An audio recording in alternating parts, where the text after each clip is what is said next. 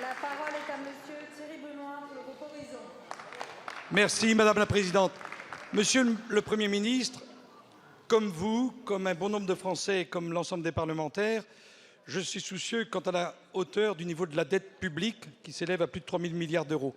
Je souhaiterais vous faire quelques propositions, Monsieur le Premier ministre, et recueillir votre sentiment. La première est la suivante.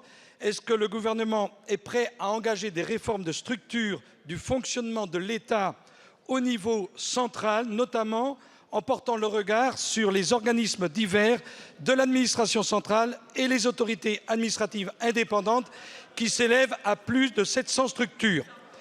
Deuxième proposition, Monsieur le Premier ministre, du point de vue des institutions territoriales, est-ce que vous êtes prêt à expérimenter, instaurer le conseiller territorial, notamment dans les régions qui n'ont pas été redécoupées par François Hollande? Ça vaut pour la Bretagne, la région des Pays de la Loire ou la région Centre-Val de Loire, puisque le conseiller territorial ne tient que dans des régions à taille raisonnable, c'est-à-dire entre 5 et 7 départements.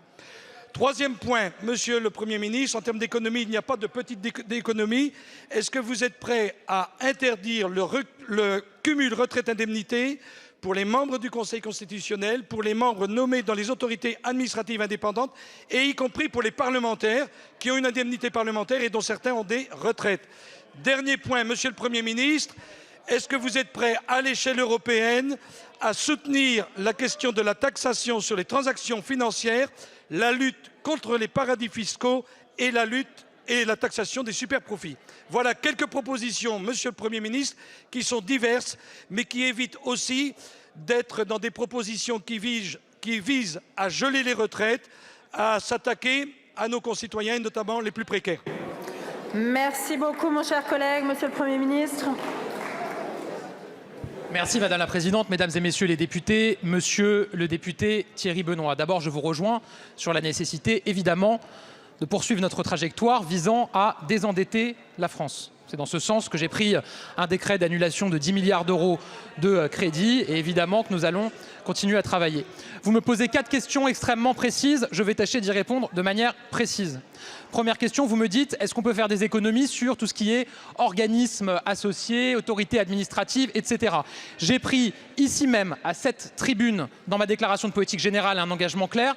Tous les comités, organismes, comités Théodule qui ne se sont pas réunis depuis 1 an sont automatiquement supprimés. Je tiens cet engagement. Déjà, plusieurs dizaines d'entre eux ont été supprimés et nous poursuivrons. Il y a ici ou là des leviers d'économie à faire. C'est la première question que vous m'avez posée. Deuxièmement, vous m'avez dit sur le conseiller territorial, est-ce que vous y êtes favorable?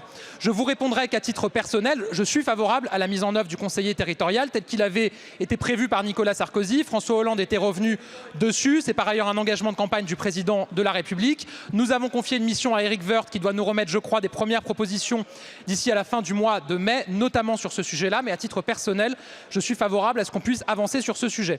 Troisième question que vous m'avez posée sur la question du cumul indemnité avec les retraites. Sur ce sujet-là, je pense qu'on doit tout pouvoir regarder. Je n'ai pas de tabou sur le sujet et vous pouvez nous faire des propositions précises sur cette question-là. Quatrième question, vous m'avez interrogé sur la taxe sur les transactions financières. Nous avons une taxe sur les transactions financières en France. Vous me demandez est-ce qu'on est prêt à se battre au niveau européen? La réponse est oui. D'ailleurs, on a poussé au niveau européen pour l'adoption d'une taxe sur les transactions financières sur le modèle français. Pour l'instant, on n'a pas trouvé de consensus sur le sujet, mais évidemment, nous continuerons à nous battre sur le sujet au niveau européen. Voilà pour vos 4 questions précises. Merci beaucoup, Monsieur le Premier ministre.